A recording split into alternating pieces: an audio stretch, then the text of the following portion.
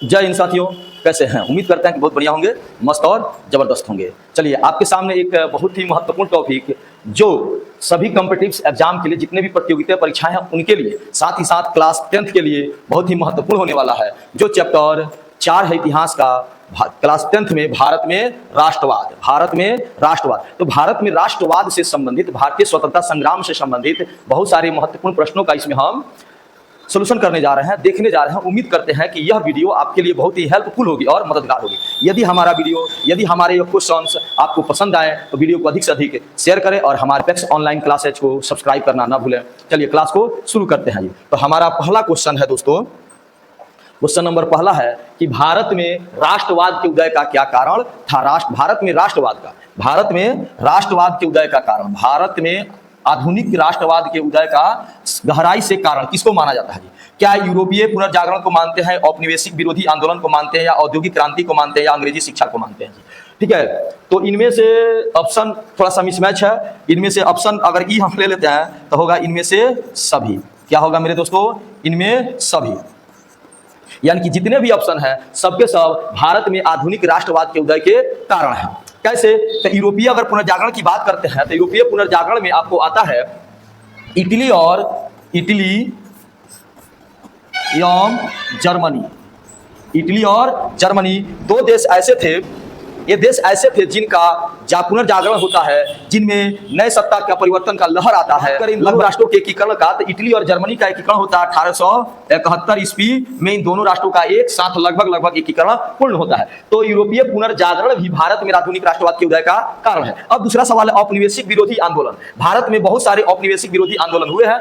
चूंकि हम भारतवासी, भारत हमारा देश, हम लोग उपनिवेश थे इंग्लैंड का जी, और इस उपनिवेश होने के कारण इंग्लैंड का हम भारतीयों का सामाजिक, आर्थिक एवं राजनैतिक रूप से हमारा शोषण होता था जी। इन ब्रिटिश सरकारों के द्वारा हम भारतीयों का सामाजिक, राजनीतिक एवं आर्थिक रूप से शोषण होता था। ये भी है कहीं ना कहीं भारत में राष्ट्रवाद के उदय का कारण। औद्योगिक क्रांति की बात करें तो औद्योगिक क्रांति 18वीं सदी में इंग्लैंड में होती है। 18वीं शताब्दी में इंग्लैंड में होता है। 18वीं शताब्दी में इंग्लैंड में औद्योगिक क्रांति होती है, और यह औद्योगिक क्रांति कहीं ना कहीं भारत में भी राष्ट्रवाद के उदय का कारण साबित है। अब आते हैं अंग्रेजी शिक्षा। तो अंग्रेजी शिक्षा अधिनियम आया था 1835 में लॉर्ड मैकाले के द्वारा यह शिक्षा नीति दिया गया था। इसमें अंग्रेजी शिक्षा पद्धति को ही मूल आधार माना गया, जिसके कारण भारत में कहीं ना कहीं राष्ट्रवाद का उदय होता है। तो संभवतः ये चारों ऑप्शन भारत में राष्ट्रवाद के उदय के कारण है। चलिए अगले क्वेश्चन की तरफ चलते हैं। अगला क्वेश्चन है महात्मा गांधी भारत कब लौटे? तो महात्मा गांधी भारत लौटे 1915 ईस्वी में। करेक्ट आंसर होगा 1915 ईस्वी में। महात्मा गांधी भारत लौटने का बात करते हैं तो 9 जनवरी को भारत लौटते हैं दक्षिण अफ्रीका से पूर्णतः, और 9 जनवरी को ही मनाया जाता है प्रवासी दिवस। 9 जनवरी को मेरे दोस्तों प्रवासी दिवस मनाया जाता है। और बात करें इस दिवस को मनाने की घोषणा कब से की गई, तो 2003 ईस्वी से। 2003 से प्रवासी दिवस हमारे देश में मनाने का प्रचलन आया, ताकि हमारे जो भी भारतीय भाई लोग दूसरे देशों में वर्क करते हैं, काम करते हैं, प्रवास में रहते हैं, उनके सम्मान हो, उनके सम्मान के लिए देश में 9 जनवरी 2003 से देश में प्रवासी दिवस मनाने का उपलक्ष्य मनाया गया। और महात्मा गांधी लौटे 15 जुलाई 1913 को लाला हरदयाल के द्वारा यूएसए में एक पार्टी की स्थापना की जाती है, जिस पार्टी का नाम था गदर पार्टी। लाला हरदयाल के द्वारा यूएसए में, यानी कि संयुक्त राज्य अमेरिका में, एक पार्टी की स्थापना की जाती है, जिसका भारतीय राष्ट्रीय आंदोलन में बहुत ही महत्वपूर्ण योगदान भी रहा है। यह पार्टी का नाम था गदर पार्टी, जिसका स्थापना करते हैं लाला हरदयाल। 1917 की अगर बात करते हैं तो 1917 में एक क्रांति हुआ था, एक सत्याग्रह हुआ था। यह बहुत ही महत्वपूर्ण है, जो महात्मा गांधी के जीवन का भारत में किया गया प्रथम सत्याग्रह था, जिसको हम लोग चंपारण सत्याग्रह के नाम से भी जानते हैं। चंपारण सत्याग्रह। अगर बात करें चंपारण सत्याग्रह से जुड़ा हुआ, तो महात्मा गांधी पहली बार अपने हमारे बिहार में आते हैं, और वह होता है 10 अप्रैल को गांधी जी पटना पहुंचते हैं। 10 अप्रैल को पटना में उनका स्वागत करते हैं मौलाना मजरुल हक, मजरुल हक। गांधी जी ऐसे पहुंचते हैं सदाकत आश्रम राजेंद्र बाबू के निवास स्थान पर, लेकिन राजेंद्र बाबू भी चूंकि अपने निवास स्थान पे नहीं थे, तो वहां से मजरुल हक के घर जाते हैं। मजरुल हक के घर पे उनका स्वागत होता है। और तो यह तारीख था 10 अप्रैल। अगर बात करें 11 अप्रैल 1917 को गांधी जी पहुंचते हैं कहाँ? हमारे मुजफ्फरपुर पहुंचते हैं, जहां जेपी कृपलानी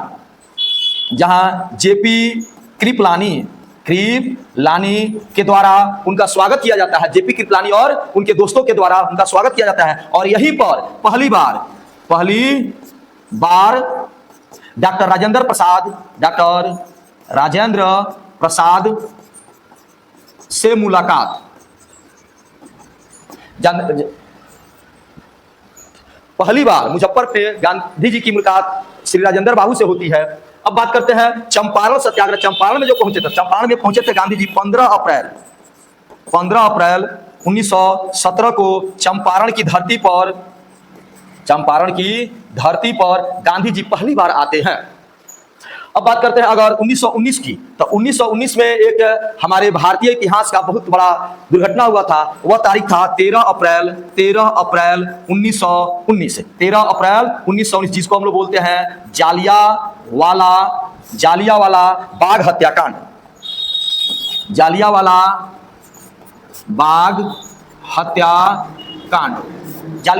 बाग हत्याकांड हुआ था 13 अप्रैल 1919 को। इस हत्याकांड का जिम्मेवार अगर बात करें तो जनरल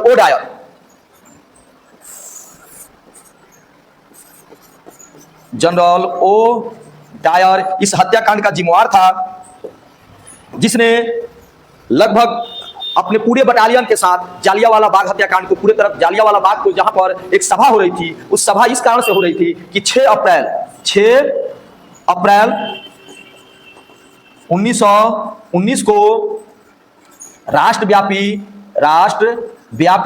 हड़ताल किया गया था। हड़ताल इसलिए किया गया था कि इसी समय रॉलेट एक्ट आया हुआ था, जिसे हम लोग काला कानून या बिना दलील बिना अपील वाला कानून कहते हैं। इसी कानून के विरोध में 6 अप्रैल 1919 को राष्ट्रव्यापी हड़ताल किया जा रहा था। तो इस हड़ताल में 6 अप्रैल को यह घटना है। और 9 अप्रैल को ब्रिटिश सरकार जो है 2 भारतीय क्रांतिकारियों को, जिनका नाम था डॉक्टर सत्यपाल यम किचलू, इन 2 भारतीयों को, 2 क्रांतिकारियों को अंग्रेजों ने पकड़कर जेल में नजरबंद कर दिया। इन्हीं को छुड़ाने के लिए अंग्रेजी हुकूमत के विरोध में एक सभा हो रही थी जालियावाला बाग में, जहां पर इस जनरल ओ डायर जाके चारों तरफ से उस बाग को घेर कर, जिसमें एक ही निकास द्वार था, उसी मेन गेट पर बैठकर अंधाधुंध गोलियां चलवाने का आदेश दिया, जिसमें हजारों नौयुवक, बुढ़ा, बच्चे, चूंकि वह बैसाखी का सिख संप्रदाय के लिए यह पर्व जो है बहुत ही महत्वपूर्ण होता है, और सभी बड़े बुच्चे जितने नौजवान थे, औरत, लड़कियां, सब कोई उस सभा में शामिल था। हजारों लोग मारे गए। इस घटना को हम लोग जालियावाला बाग हत्याकांड कहते हैं। उम्मीद करते हैं कि आपको हमारी यह वीडियो पसंद आ रही होगी। अगर यह वीडियो हमारी पसंद आ रही हो तो आप चैनल को अधिक से अधिक सब्सक्राइब करें, वीडियो को अधिक से अधिक शेयर करें। चलिए दोस्तों, बढ़ते हैं नेक्स्ट क्वेश्चन की तरफ। अगला हमारा क्वेश्चन है 1917 में महात्मा गांधी ने बिहार के किस क्षेत्र से आंदोलन को चलाया था? तो हमारा करेक्ट ऑप्शन होगा option number C is the correct answer, Champaran Satyagraha, जिसको चंपारण सत्याग्रह कहते हैं। यह चंपारण सत्याग्रह जो था बिहार के क्षेत्र में, बिहार के चंपारण के क्षेत्र में एक पद्धति चलता था, 3 कठिया पद्धति। 3 कठिया पद्धति। 3 कठिया पद्धति नियम में क्या था? 3/20, यानी कि एक 20 कट्ठा में से 3 कट्ठा खेत पर नील की खेती करनी होती थी, और वह खेत भी 3 कट्ठा सबसे अधिक उपजाऊ होता था। अब इस पद्धति से हमारे किसान भाई लोग जो थे काफी त्रस्त थे, क्योंकि उनका जो उपजाऊ भूमि होता था वह बंजर हो जाता था, जिस कारण वे अंग्रेजों से हमेशा रुष्ट रहते थे। फलस्वरूप चंपारण के ही एक किसान थे जिनका नाम था राजकुमार शुक्ल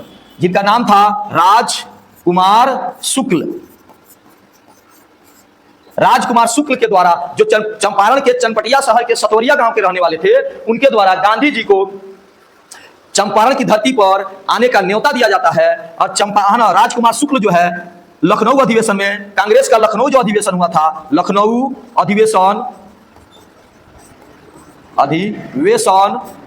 1916, कांग्रेस का जो लखनऊ अधिवेशन 1916 हुआ था, जिसकी अध्यक्षता अंबिका चंद्र मजूमदार ने किया था। अध्यक्षता किए थे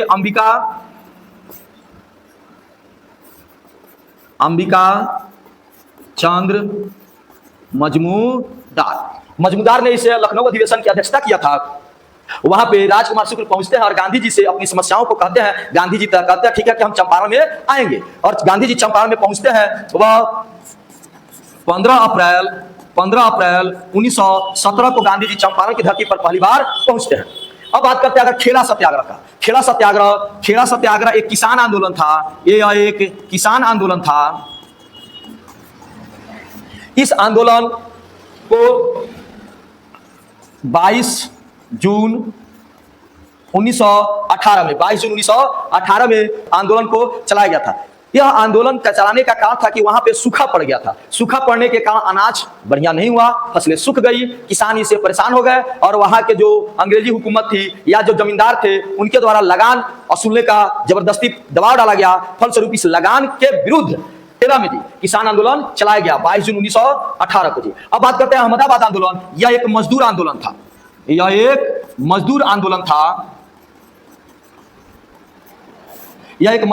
था। इस आंदोलन की अगर बात करें तो यह आंदोलन चला था 15 जून 1918 को। 15 जून 1918 को अहमदाबाद मिल मजदूर आंदोलन चला हुआ था। मिल में हुआ क्या था, उस अहमदाबाद में प्लेग नामक बीमारी फैल गई थी, जिस कारण से सारे जो वर्कर्स थे, जो काम करने वाले लोग थे, वे अपने अपने घरों को, शहरों को जा रहे थे। तब मिल मालिकों के द्वारा उन्हें यह प्रलोभन दिया गया कि हम आपके सैलरी को, आपके बोनस को बढ़ा देंगे, आप हमारे यहाँ काम कीजिए। मजदूरों ने काम किया। कुछ समय के बाद जब प्लेग समाप्त होता है तो मिल मालिक अपने बात से मुकर जाता है। तो वहां के जो मजदूर थे गांधी जी के पास अपनी समस्या को कहते हैं, और गांधी जी इस आंदोलन की शुरुआत करते हैं 15 जून 1918 को अहमदाबाद मिल मजदूर आंदोलन। इस आंदोलन के फलस्वरूप मजदूरों को जो है ना 35% बोनस की प्राप्ति होती है, और गांधी जी पहली बार भूख हड़ताल करते हैं। गांधी जी पहली बार भूख हड़ताल। गांधी जी दोस्तों पूछता है जी, गांधी जी ने पहली बार भूख हड़ताल किस आंदोलन में किया था? अहमदाबाद मिल मजदूर आंदोलन में गांधी जी पहली बार भूख हड़ताल किए थे। अगर बात करते हैं बारदोली आंदोलन का, तो इस आंदोलन की शुरुआत होती है फरवरी 1928 में। फरवरी 1928 में बारदोली आंदोलन की शुरुआत होती है गुजरात के सूरत शहर में। गुजरात के सूरत शहर में बारदोली आंदोलन की शुरुआत होती है। वहां अभी किसानों के लगान से संबंधित यह आंदोलन था। इसी आंदोलन में सरदार वल्लभ भाई पटेल को सरदार की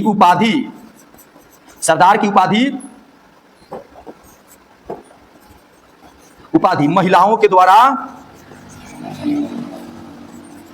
इस आंदोलन में वल्लभ भाई पटेल को सरदार की उपाधि दी जाती है महिलाओं के द्वारा। अब बढ़ते हैं दोस्तों नेक्स्ट क्वेश्चन की तरफ। अगला क्वेश्चन है हमारा, खेड़ा सत्याग्रह किस कारण से शुरू हुआ था? तो खेड़ा सत्याग्रह की अगर बात करें तो इस आंदोलन खेड़ा सत्याग्रह हुआ था 22 जून 1918 को जी। खेड़ा सत्याग्रह 22 जून 1918 को हुआ था। इस खेड़ा में क्या हुआ था? खेड़ा में सूखा पड़ चुका था। सूखा पड़ने के कारण फसल अच्छी नहीं हुई, जिस कारण से किसान लगान देने में असमर्थ थे, और जो वहां के हुकूमत थी वह इन पर जबरदस्ती लगान वसूली का दबाव बना रहा था, जिसके कारण किसान का खेड़ा सत्याग्रह हुआ। नमक कर का विरोध, देसी वगैरह। अगला क्वेश्चन देखते हैं दोस्तों, रॉलेट एक्ट कब पारित हुआ था? रॉलेट एक्ट कब पारित हुआ था? तो रॉलेट एक्ट है एक 1919 हमारा करेक्ट आंसर होगा। इस रॉलेट एक्ट को काला कानून बिना अपील, बिना दलील, बिना वकील वाला कानून कहा जाता है। यह एक ऐसा कानून था जिसमें किसी भी भारतीय को बिना साक्ष्य के उनको उठा के जेल में डाला जा सकता था, और वे इस गिरफ्तारी के अगेंस्ट में कोई अपना वकील नहीं रख सकते थे, ना ही दलील दे सकते थे, ना ही अपील कर सकते थे। इसलिए इसे काला कानून के नाम से जाना जाता है। इसी रॉलेट एक्ट कानून के विरोध में 6 अप्रैल 1919 को जी राष्ट्रव्यापी हड़ताल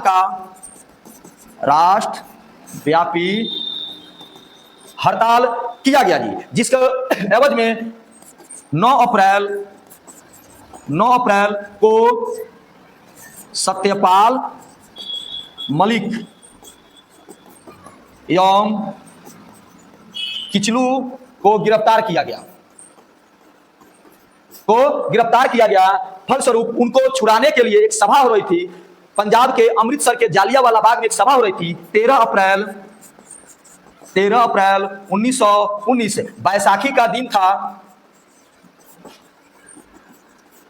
था। चूंकि इस बाग के बगल में ही गोल्डन टेम्पल है, स्वर्ण मंदिर है, फलस्वरूप वहां एक मेला का माहौल था। हर तबके के लोग, हर उम्र के बच्चे या बूढ़े, औरत, स्त्री, सब इस मेला में शामिल हुआ था। उसी दरमियान जनरल ओ डायर अपनी बटालियन के साथ, अपनी सेना के साथ आकर उस बाग को घेर लेता है और अंधाधुंध गोलियां चलवाता है, जिससे हजारों लोग की मृत्यु हो जाती है। जिसके कारण इस घटना के बाद रविंद्रनाथ टैगोर नाइटहुड की उपाधि एवं गांधी जी कैसर ए हिंद की उपाधि लोग त्याग देते हैं। अब यह घटना में एक भारतीय क्रांतिकारी थे जिनका नाम था उधम सिंह। इनका परिवार भी उस बाग में था, उस मेले में गया हुआ था, जिसकी निर्मम हत्या कर दी गई। इससे उधम सिंह को बहुत आहत पहुंचा और वे कसम खाए कि जब तक हम जनरल ओ डायर को मारेंगे नहीं, छोड़ेंगे नहीं उसको, है ना। और उसको मारने के लिए उधम सिंह, उसके साथ साथ जनरल ओ डायर का जब ट्रांसफर होकर वह इंग्लैंड जाता है, इसके पीछे पीछे उधम सिंह भी इंग्लैंड चले जाते हैं और उसकी हत्या मौका पाकर 1940 ईस्वी में जनरल ओ डायर की वे हत्या कर देते हैं इंग्लैंड में जाके। ऐसे थे हमारे वीर क्रांतिकारी योद्धा, जिनके कारण आज हम स्वतंत्र हैं। उम्मीद करते हैं दोस्तों आपको हमारी वीडियो पसंद आ रही होगी। यदि पसंद आ रही है तो वीडियो को अधिक से अधिक शेयर करें, हमारे चैनल को सब्सक्राइब करें। आइए अगले क्वेश्चन की तरफ चलते हैं। जालियांवाला बाग हत्याकांड कब हुआ था? जालियांवाला बाग हत्याकांड 13 अप्रैल 1919 को यह जालियांवाला बाग हत्याकांड हुआ था। अगर बात करते हैं जालियांवाला बाग हत्याकांड के समय कमान किसके हाथों में थी, तो जनरल डायर के हाथों में सेना की कमान थी, जिसकी हत्या 1940 में हत्या नहीं, इसका वध कहा जाए, इस चोट्टा का, इस बेवकूफ का वध किया गया जनरल ओ डायर। 1940 में इसका हत्या किया गया उधम सिंह के द्वारा। बात करते हैं अगले क्वेश्चन का दोस्तों। तो अगला क्वेश्चन है हमारा, खिलाफत समिति का गठन कहां हुआ? खिलाफत समिति का अगर गठन का बात करें तो अगले क्वेश्चन का, खिलाफत समिति का गठन कब हुआ था? इस समिति का गठन मार्च 1919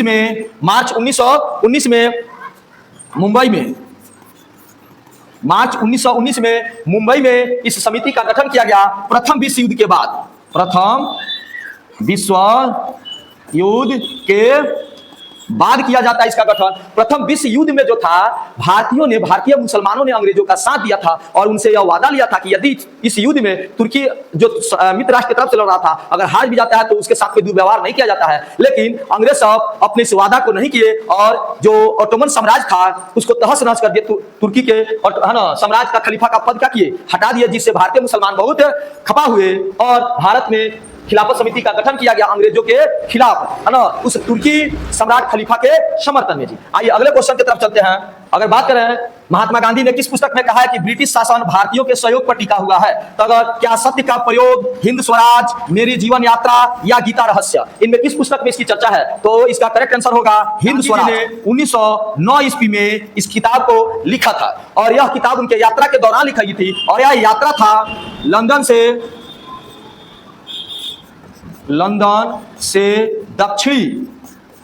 दक्षिण अफ्रीका की यात्रा मात्र 9 दिन में। इस किताब को गांधी जी 9 दिनों में लिखे थे, वो भी जहाज पर यात्रा के दौरान 1909 ईस्वी में। और हिंद स्वराज में इस बात की चर्चा है कि ब्रिटिश शासन भारतीयों के सहयोग पर टिका हुआ है। अगर बात करें सत्य के प्रयोग का, तो सत्य का प्रयोग क्या है? एक आत्मकथा है। किसका क्या है? आत्मकथा है गांधी जी का, और यह गुजराती भाषा में लिखा हुआ है। गुजराती भाषा में लिखा हुआ है। गांधी जी का सत्य का प्रयोग आत्मकथा है। अगर बात करें मेरी जीवन यात्रा, अगर मेरी जीवन यात्रा जो पुस्तक है, ये भी आत्मकथा है।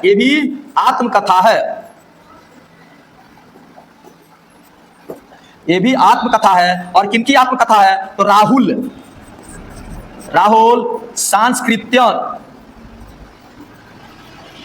राहुल सांस्कृत्यायन का यह आत्मकथा है। अगर बात करें गीता रहस्य का, तो गीता रहस्य नामक जो पुस्तक है, इसके लेखक की बात करें तो बाल गंगाधर